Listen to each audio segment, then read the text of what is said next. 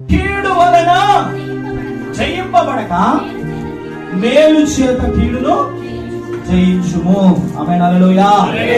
కీడుకు ప్రతి కీడు ఎవరికి చేయకూడదు. కీడుకు ప్రతి కీడు ఎవరికి చేయొద్దు. తర్వాత కీడుతోని మళ్ళీ మనం కీడు చేయొద్దు. మేలుతో కీడును జయించాలి. ఆమేన్, హల్లెలూయా. మన పక్కింట్లో ఇల్లు కాదు, మనం బయటకు వస్తున్న ఇల్లు పాపం అని చెప్పి, లేకపోతే ఇంకా ఇంకొక బయట ఇంకో స్టెప్ ఎక్కి మోకాల మీద కూర్చోండి. ప్రభువా, ఈ ఇల్లు కాలిపోతుంది, ఈ ఇల్లును ఆర్పడానికి ఏమైనా ఒప్పించండి. ఈ ఇంటిని మీరు అట్లా ప్రార్థన చేయాలి.